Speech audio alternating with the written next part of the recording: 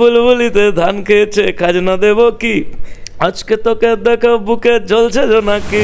দেখো, যদি মানুষ ভরসা রাখে আমি অনেক কিছু দেব। আমি এটুকু বলতে পারি, আমি জানি আমি কি মিউজিক দিতে পারি। ইমনদির কমেন্ট বক্সে আমি খুব লক্ষ্য করছিলাম, ইমনদি জাতীয় পুরস্কারপ্রাপ্ত একজন শিল্পী, তার কমেন্ট বক্সে গিয়ে লোকে বলছে এই ধরনের গান এক্সপেক্ট করি। ওই মিউজিকটা করলে কিন্তু আমি খেতে পেতাম না। আমি যদি খেতে না পেতাম, আমাকে একটা মানুষ বাড়িতে এসে বলে যেত না যে সব এই নাও তোমার পছন্দের ইনস্ট্রুমেন্ট, এই নাও তোমার পছন্দের মোবাইল ফোন, এই নাও তোমার পছন্দের সোনার গয়না, এই নাও তোমার পছন্দের গাড়ি। আলটিমেট যেটা করছি সেটা যেন 100% হয়। তা আমার মনে হয় যে শুধু মিউজিক করে যাও, মিউজিকে জাতপাত ভেবে লাভ নেই, যেটা যেরকম সেটাকে সেরকম রাখো। বাবাকে বাবার মতো করে রেসপেক্ট দাও, মাকে মার মতো রেসপেক্ট দাও। প্রথম না আমার কাছে একটা স্বপ্নের মতো ছিল যে পেপি নাম্বার যদি কোনোদিন আমি বানাই, মিকাজি গাইবে, আর মিকাজি স্টাইল আছে, বুলবুলিতে ধান খেয়েছে খাজনা দেবো কি, আজকে তোকে দেখো। মানে প্রথম বলবো যে ইয়াসদা নুসরাত আমার কাছে এই প্রফেশন মানে সিনেমার জন্য গডফাদারের ভূমিকা গ্রহণ করেছে। মানে কিন্তু তারপরে যদি আমাকে কাউকে বলা হয়, ডেফিনেটলি দেবদা জিদ্দার সঙ্গে তো কাজ করতে চাই। তাদের তো মারাত্মক ফ্যান। কারণ তুমি জানো আজকের ছবির বাজার যা, যে ফিগার আউট বাইরে দেখানো হয় যে এত কোটি টাকার ব্যবসা করেছে, আসলে তা হয় না। অনেক যত্ন নিয়ে একটা ছবি বানানো হয় এবং প্রযোজকরা জানে। এখন পাশে যে মানুষটি বসে আছেন তাকে নতুন করে পরিচয় কি দেব, কি বলি বলো তো তোমার সম্পর্কে? আচ্ছা, আমরা এখন একটা এরকম ভাবে বলতে পারি, নাম হয়েছে নুসরাতিরা, নাম দিয়েছে বলছে ভাইরাল কেশব। মানে যতগুলো নুসরাতি ইন্টারভিউ দিচ্ছে সবগুলোতে একটা কথা বলছে খালি, মানে কেশবের নাম এমনি হচ্ছে না, বলছে ভাইরাল কেশব। এটার কারণ আমি জানি না, মানে নেগেটিভে না পজিটিভে এখনো বুঝতে পারিনি। কিন্তু আমার মনে হয় পজিটিভ। বলো কেন? ওই বন্ধু আমার রশিয়া। হ্যাঁ, সেটা তো ডেফিনেটলি প্রথম। দেখো, এটা আমার জন্য একটা সুযোগ, কারণ এতদিন ইন্ডিপেন্ডেন্টলি বহু গান মানুষ আমার থেকে পেয়েছে, শুনেছে, মানুষ সাপোর্ট করেছে, কিন্তু সিনেমার তো আমার কোনোদিনই সিনেমাতে আমি গাইবো বা সিনেমাতে মিউজিক করবো ভাবিনি আমি। জাস্ট এটা আমার কাছে মানে একটা উপরই পাওনা মনে হয়। তো নুসরাত দি আসতে যে সুযোগ দিয়েছেন, তো তারপর তো সেই গান প্রথম বলেই 6 হয়ে গেছে। 6টা আমি বলবো আমি চেষ্টা করেছি অনেক জোরে ব্যাটটা মারার। অডিয়েন্স কি করেছে, গ্যালারি থেকে নেমে এসে বলটা ধরে গ্যালারি বাইরে বের করে দিয়েছে। হ্যাঁ, সো এটা অডিয়েন্স সুপারহিট করে দিয়েছে।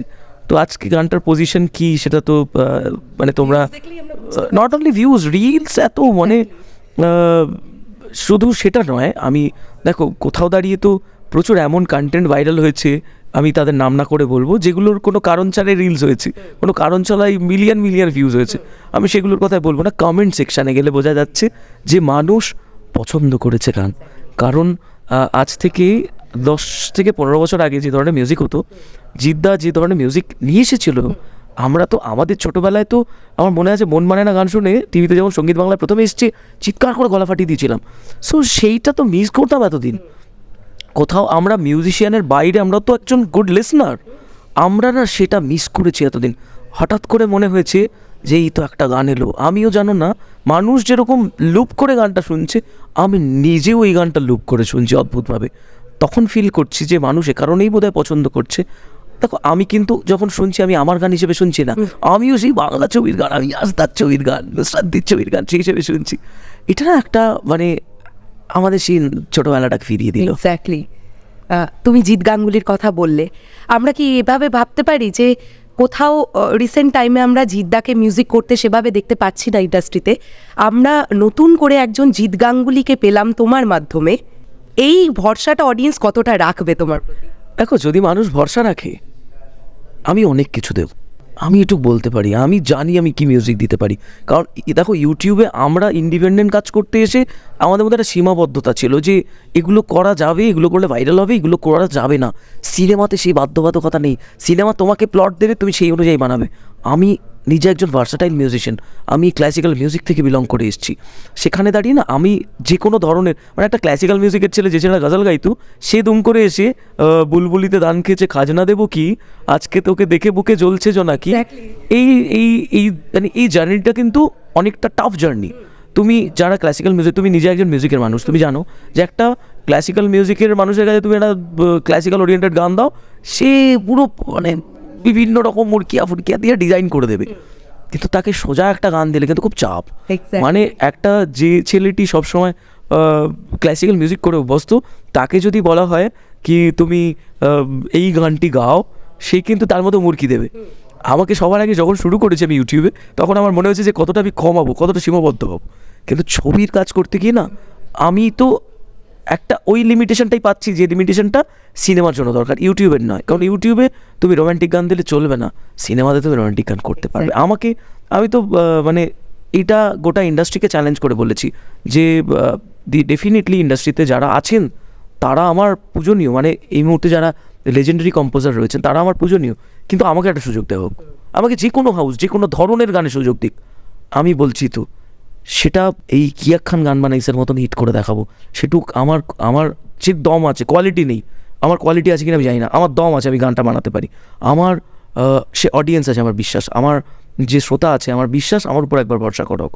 তাহলে আমি যে কন্টেন্টটা দেবো, আমার মনে হয় যে কোথাও একটু আগে তুমি যে একটা কথা বললে যে জিদ্দার সেই সময়টা আবার কি ফিরে আসছে, কারণ জিদ্দার প্রত্যেকটা গানে একটা আলাদা সাউন্ডস্কেপ থাকতো, কোনো গানের সাথে কোনো গানে মিল নেই।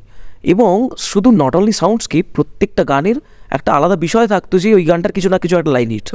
যেমন ওই গানটার হুট লাইন, পরে যে রোম্যান্টিক গান রিলিজ হলো, তার প্রতিদিন মানুষ একটা লাইন গাইবে, একা রাত শেষ আমাদের, রাত্রিবেলায় শুয়ে অ্যাটলিস্ট ওটা ফিল করবে, একা রাত শেষ আমাদের। আর কি চাই? এটাই তো আমি দিতে এসেছি, মানুষ যাতে আমার লাইনগুলো গুনগুন করে গায়। আমি তোমাকে এখন যে কোয়েশ্চেনটা করতে চলেছি, আমি জানি না কতজন এর আগে তোমাকে এই কোয়েশ্চেনটা করেছেন। এই যে তুমি একটু আগে বলছিলে যে তুমি ক্লাসিক্যাল মিউজিক থেকে বিলং করতে, সেখান থেকে একদম ডিফারেন্ট একটা জনরায় তুমি শিফট করেছো। আজও আমাদের এটা শুনতে হয় যে মেয়েটি বা যে ছেলেটি রাগ সঙ্গীত গায়, সে বন্ধু আমার রসিয়া গাইতেই পারে না। এটা কিছু মানুষের এখনো পর্যন্ত সেই বিষয়টা তাদের মধ্যে কাজ করে। তো তোমাকে লাইফে ফেস করতে হয়নি এরকম কিছু যে কেশব ক্লাসিক্যাল মিউজিক ছেড়ে এইরকম মাচার গান হঠাৎ করে শুরু করলো? এইটাকে তুমি কিভাবে নিয়েছিলে? দেখো, মিউজিকের তো কোনো জাত হয় না। হ্যাঁ, মানে তুমি ক্লাসিক্যাল মিউজিক সেটা একটা জনার, মিউজিকের তোমার ওই 12টা স্বরের বাইরে তো কিচ্ছু নয়। সো এক একটা ক্যাটেগরি আছে ঠিকই, কিন্তু তুমি ক্লাসিক্যাল মিউজিক গাইছো বলে তুমি এটা গাইতে পারবে না। মানে সে ইমনদি যখন এই গানটা গেয়েছি, ইমনদির কাছে খুব নতুন এই গানটা, ইমনদির কাছ থেকে আমরা যে ধরনের হিট গান শুনেছি সেগুলো সম্পূর্ণ ডিফারেন্ট। সো ইমনদির কমেন্ট বক্সে আমি খুব লক্ষ্য করছিলাম, ইমনদির মতো এত সুন্দর একজন মানে সুশীল আর্টিস্ট, যে গুণী একজন শিল্পী, তার কমেন্ট বক্সে মানুষ গিয়ে ইচ্ছে মতো খিস্তি করেছে। মানে মানুষের কাছে আজকে সোশ্যাল মিডিয়া হয়ে যাওয়ার পরে তো মনে হচ্ছে যে সোশ্যাল মিডিয়ায় পেলে বাপকেও গালাগাল দিতে ছাড়বে না, মানে সামনে বলতে পারছে না। হ্যাঁ, সোশ্যাল মিডিয়ায় বাপের ছবির নিচে গিয়ে লিখে দেবে, অমুকের মতো কিস্তি দিয়ে লিখে দেবে। এটা খুব ইজি হয়ে গেছে। মানে ইমনদির মতো একজন তোমার বলো না, ইমনদাই একটা আরে পুরস্কারটা পেলো বলো, জাতীয় পুরস্কার। ইমনদি জাতীয় পুরস্কার প্রাপ্ত একজন শিল্পী, তার কমেন্ট বক্সে গিয়ে লোকে বলছে এই ধরনের গান এক্সপেক্ট করিনি। আরে সে তো বেস্ট করে গিয়েছে, সে যদি এখন ভুলভাল গাইতো তাহলে বলতে পারত। গানের আবার মা বাবা আছে নাকি এই গানটা এরকম, ওই গান খাওয়া যাবে না, নেই। আমাকে প্রথম শুনতে হচ্ছে তুই কেন ওই মিউজিক করছিস, কেন এই সব করছিস, তুই তো ভালো ছিলি এসবে। আমার বক্তব্য হচ্ছে যে ওই মিউজিকটা করলে কিন্তু আমি খেতে পেতাম না। আমি যদি খেতে না পেতাম, আমাকে একটা মানুষ বাড়িতে এসে বলে যেত না যে সব এই নাও তোমার পছন্দের ইনস্ট্রুমেন্ট, এই নাও তোমার পছন্দের মোবাইল ফোন, এই নাও তোমার পছন্দের সোনার গয়না, এই নাও তোমার পছন্দের গাড়ি। এটা কেউ বলতো না। আমি কিন্তু যদি 2 টাকা রোজগার করেছি, আমি আমার পছন্দের মিউজিকটা করে সেটা করেছি। আমার আজকে ইচ্ছে হয়েছে আমি পেপি নাম্বার গাইবো, বেশ করেছি। আমার ইচ্ছে হয়েছে যখন স্যাড সং গাইতে আমি গিয়েছি, মানুষ পছন্দ করেছে, বেশ করেছি। আমার যখন মনে হয়েছে না এবার টেস্ট চেঞ্জ করা দরকার, ডিভোশনাল গেছি, ঠাকুরের গান গেছি, সেটাও সুপারহিট হয়েছে। আলটিমেট যেটা করছি সেটা যেন 100% হয়। মানে আমি ক্লাসিক্যাল মিউজিক করছি, মানে আমার একটা রাগ সঙ্গীত গাইবো, কিন্তু আমার ভাবতে হবে রক মিউজিকের মতো হবে না, ওটার মতো গাইতে হবে। আবার একটা রক মিউজিক গাইবো, সেটাকে তার মতো করে গাইতে হবে। একটা পেপি নাম্বারস গাইবো, সেটাকে তার মতো করে হতে হবে। তা আমার মনে হয় যে শুধু মিউজিক করে যাও, মিউজিকে জাতপাত ভেবে লাভ নেই। যেটা যেরকম সেটাকে সেরকম রাখো। বাবাকে বাবার মতো করে রেসপেক্ট দাও, মাকে মার মতো রেসপেক্ট দাও।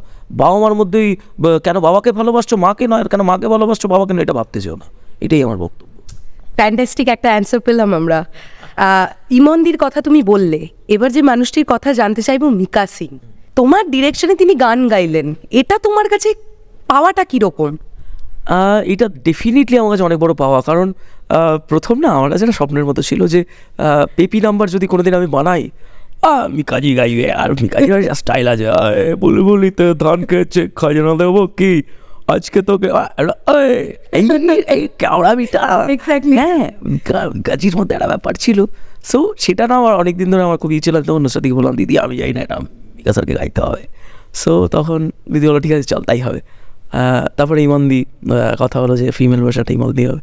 তো এই গানটা প্রথমে না সিঙ্গেল হওয়ার কথা ছিল, তারপর আমার ডুয়েট হোক, তারপর বললাম না র্যাপ হোক, করতে গিয়ে র্যাপটা আবার আমি গিয়ে দিলাম। হ্যাঁ তো মোটামুটি ওভারঅল গানটা মানুষ পছন্দ করেছে বাস। মানে এখানে আমার কাছে মিকা স্যার গেয়েছেন, ইমনদি গিয়েছেন, তাদের প্রতি আমি কৃতজ্ঞ কি তারা তাদের 100% দিয়ে ফুটিয়ে তুলেছেন। দেখো আমি তো মৃৎশিল্পীর মতন কাজ, আমি মূর্তিটা বানিয়েছি, তারা ডিজাইন করেছে, তারা গয়না পরিয়েছে, তারা কারুকার্য করে এঁকেছেন। সো তাদের প্রতি ডেফিনেটলি আমি কৃতজ্ঞ কি তারা ফুটিয়ে তুলেছেন গানটা। আমরা যদি কয়েকটা বছর আগে একটু ফিরে যাই, একটা দিন তোমার লাইফে এরকম এসেছিল যেদিন তোমার স্টুডিও সমেত সব কিছু পছন্দের জিনিসগুলো পুড়ে গিয়েছিল। সেইখান থেকে তুমি আজকে কেশব দে, যে ওয়াইডি ফিল্মসের প্রথম ছবিতে মিউজিক কম্পোজার বা ডিরেক্টর হিসেবে কাজ করছো, যবে দেখলে যে ওই ভয়ঙ্কর দিনটা তোমার লাইফে এলো, তারপরে ওভারকামটা করলে কিভাবে? দেখো আমি আমার মানে শুধু বাড়ি ফুরে যাওয়া তো নয়, আমার কেরিয়ারটাই শেষ হয়ে গেছে 2021-এ। আমার মানে আমি রাস্তায় বেরোতে পারতাম না, প্রতিদিন আমার বাড়িতে ঢিল পড়তো, প্রতিদিন সোশ্যাল মিডিয়ায় লক্ষ লক্ষ মানুষ কিস্তি করছে। আর তখন মনে হয়েছে যে 100 জন যদি আমায় চেনে 99 জন আমায় গালাগাল করে, এটা মনে হয়েছিল আর কোনোদিন গান গাইতে পারবো না। তো ওটা থেকে যদি আমি আমার গান দিয়ে মানুষের কাছে ফিরতে পারি, এবং মানুষ যে আমাকে ভুল বুঝেছিল, আমি কিন্তু কোনো দিন কোনো সোশ্যাল মিডিয়ায় কোথাও এসে বলিনি যে আমার কোনো দোষ নেই, আপনারা আমাকে ভুল বুঝছেন। মানুষ নিজেরাই বুঝতে পারলো এখানে কেশবের কোনো দোষ নেই। তো আমার মনে হয় যে লাইফে কাজ করে যাওয়াটা খুব ইম্পর্টেন্ট।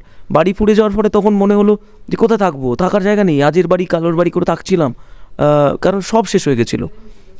কিন্তু আলটিমেট যখন সবটা ফিরলো না, সেই ফেরাটা আমার কাজেই ফিরেছিল। আমার মনে হয়েছে যে প্রত্যেককে আমি আমার অডিয়েন্সকে বলি যে লাইফে হেরে যাওয়া আসবে, হারতেই হবে, নইলে তুমি শিখবে কী করে। যদি তোমার লাইফে শুরু তুমি জন্মের পরে সোনার চামচ মুখে নিয়ে জন্মেছো, তোমার বাবা মা প্রচুর খরচা করছে তোমার গান বাজনার জন্য, তোমাকে ধরে নিয়ে সে টি সিরিজের অফিসে ঢুকিয়ে দেওয়া হলো চলো গান গাও, হিট করো। This is not easy. না না, এটা এটা হয় না, ওভাবে হিট হওয়া যায় না। তোমাকে যদি প্রথমে তুমি একটা আমি আমার কথা বলি, আমি যে ফ্যামিলিতে জন্মেছি, বাবা খুব স্ট্রাগল করে আমাকে আজকে এই জায়গাটা নিয়ে এসছে। আজকে আমি গর্ববোধ করি, আমার বাবাটা সরকারি চাকরি করে, আমি গর্ববোধ করি এখানেই যে আমার বাবাকে আমি এটা বলি যে তোমার স্যালারির টাকা আর তুলতে হবে না। অনেক বাড়িতে জোরপূর্বক বাবা মারা বলেন এই সংসার খরচা দিবি, আর আমি সেই প্রাউড চাইল্ড যে বাবা মাকে বলতে পারি যে বাবা তোমাকে আর সংসারে খরচা দিতে হবে না, এই টাকাটা তুমি তোমার সেভিংস করো, তোমার বয়সকালে তোমার নিজের জন্য একটা টাকা গোছানো থাকবে। বাবা মারা ছেলে মেয়েদের সবাই বলে আমার বাবা আমার জন্য কিছু রেখে গেল না, কেন রেখে যাবে? বাবা মার দায়িত্ব ছেলে মেয়েকে বড় করা, বাবা মার দায়িত্ব ছেলে মেয়ের লাইফটা গুছিয়ে দেওয়া নয়, যার লাইফ তাকে গোছাতে হবে। আমার লাইফ গোছানোর দায়িত্ব একমাত্র আমার, কারণ বাবা মা তোমাকে সঠিক পথে চালিত করবে, তোমাকে এটা বলবে যে এটা ভালো এটা খারাপ, এটা করো এটা করো না, কিন্তু তারপরে তুমি ভালো কাজটা করবে কি করবে না সেটা তোমার দায়িত্ব। কারণ তুমি বাবা মা বাড়িতে বলবে তুমি বিড়ি সিগারেট খেও না, তুমি বাড়িতে কি বাবা মাকে লুকিয়ে মদ খাবে না গাঁজা খাবে, সেটা তো তোমার ব্যক্তিগত দায়িত্ব, সেটা তুমি একমাত্র সামলাতে পারবে। সো আমার মনে হয় যে বাবা মার কৃতিত্বটা সারা জীবন সেই জায়গায় মেনটেন করা উচিত যেখানে দাঁড়িয়ে তুমি বলতে পারো বাবা মাকে যে আজকে আমি যেটা করছি তোমার জন্য করছি, তোমাদের জন্য করছি, আজকে আর তোমাকে কষ্ট করতে হবে না। আমার মাকে আমি দীর্ঘদিন সেলাই করতে দেখেছি, এবং আমি সেটা গর্ব করে বলি যে এটা আমি দেখেছি। আমি দীর্ঘদিন আমি যে বাড়িটাতে থাকি, বাড়ির ওপরের যে শেডটা সেটা অ্যাডবেস্টারের শেড, তো কি এসছে গেছে, আমি নতুন একটা বাড়ি কিনেছি, যে প্রপার্টিটা আমি আমার স্বপ্নের মতো করে বাড়িটা বানিয়েছি বা বানাচ্ছি।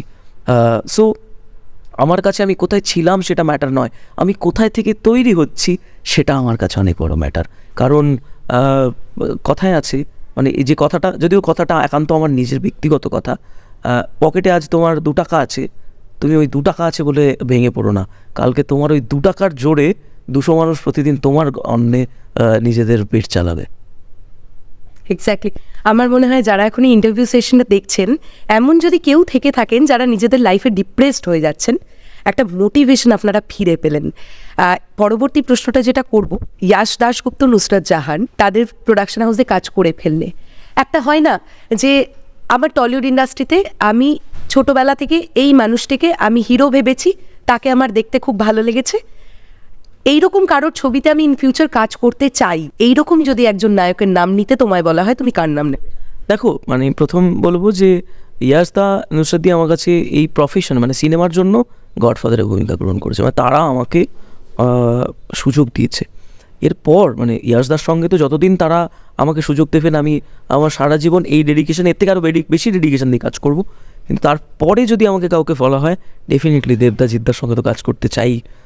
তাদের তো মারাত্মক ফ্যান, তাদের গানে চিৎকার করে ফাটিয়ে দিয়েছি, লাফালাফি করেছি, তাদের সঙ্গে কাজ করার ইচ্ছে তো ডেফিনেটলি আছে। যদি কখনো সুযোগ পাই আমি আমার বেস্টটা দেওয়ার চেষ্টা করবো, এবং এটুকু বলতে পারি যে যদি আমাকে একটা কোনো গান দেওয়া হয়, আমি ছবির বাকি 5টা গানের থেকে ওই একটা গান মার্কেটে হিট করিয়ে দেখিয়ে দেবো, সেটুক মানে আমার কনফিডেন্স আছে। আলাদাই লেভেলের কনফিডেন্ট একজন মিউজিশিয়ান, জাস্ট ওয়াও, একটা তোমার মনের জোর, এটা বলতে হবে। একদম শেষ দিকে চলে এসেছি। 19 তারিখ ছবিটা রিলিজ করছে এবং এই নিয়ে আজকে নিয়ে 2টো গান রিলিজ হয়ে গেছে, প্রচণ্ড ভালো ফিডব্যাক পাচ্ছ তুমি অডিয়েন্সকে কি বলবে? দেখো তাদের জন্যই তো আমাদের কাজ করা, মানে শুধু আমি নই, এই ছবিটাও বানানো হচ্ছে তাদের জন্য। কারণ তুমি জানো আজকের ছবির বাজার যা, যে ফিগার আউট বাইরে দেখানো হয় যে এত কোটি টাকার ব্যবসা করেছে, আসলে তা হয় না। অনেক যত্ন নিয়ে একটা ছবি বানানো হয় এবং প্রযোজকরা জানেন যে এই ছবিটায় আমরা যে টাকা খরচা করছি সেটা আসবে না।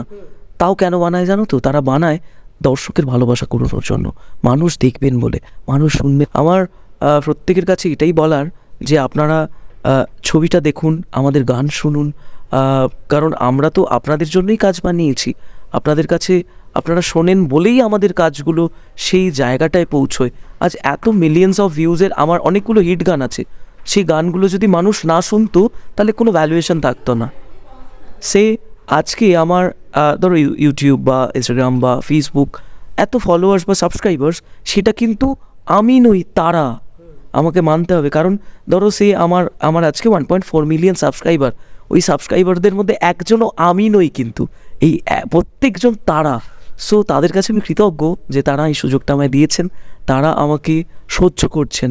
কারণ আমি তাদেরকে খুশি করার মতো কোনো যোগ্যতা অর্জন করি কিনা আমি জানি না, আমি মনে করি তাদের খুশি করার মতো যোগ্যতা আমার নেই, কিন্তু তারা যে এই অধমের কাজ সহ্য করছেন, আমি কৃতজ্ঞ। চলে যাওয়ার আগে একটা ছোট্ট রিকোয়েস্ট, মেন্টালের প্রথম গানটা তো তোমার থেকে একটু শুনবই, কিন্তু আমি জানি তুমি আরেকজন মানুষের প্রচণ্ড বড় ফ্যান, নচিদা। তুমি প্রচণ্ড ভালোবাসো মানুষটাকে, আমি তোমাকে ইউনিভার্সিটি থেকে ফলো করছি, তাই আমি জানি। মেন্টালের গানটা শোনার আগে নচিদার গাওয়া তোমার সবচেয়ে পছন্দের গানটা 2টো লাইন যদি শোনাও।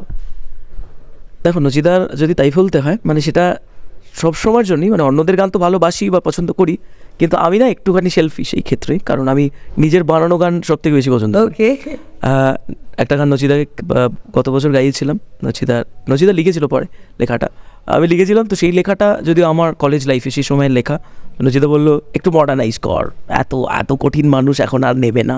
তো তখন নচিদার মতো করে লেখে আমার সুরে, তোমায় ভালোবেসে আবার নিজেকে চেনা আছে বাকি, তোমায় ভালোবাসা ছাড়া আর কিছু আছে নাকি, তোমায় ভালোবেসে আবার নিজেকে চেনা আছে বাকি। ক্যা বাত হ্যায়, ক্যা বাত। এবারে মেন্টালের প্রথম গানটা। বুলবুলিতে ধান খেয়েছে, কাজ না দেব কি, আজকে তোকে দেখা বুকে জ্বলছে নাকি, প্রেমের পাখি দিচ্ছে উঁকি, আয় রে ছুটে আয়, তোর চোখের ওই দাবা নালে পড়তে এমন চায়, এক লোকে প্রেম প্রথম শুরু, মনটা আমার নাটার গুরু, যেই না প্রেমের ঘন্টা বাজাইছে, হায় বন্ধু আমার রসিয়া, খাট্টের উপরে বসিয়া কি এখন গান বানাইছে। আর তুমি গাইবে, বন্ধু আমার রসিয়া, সোফার উপর বসিয়া কি এখন গান গাইছে। Thank you so much.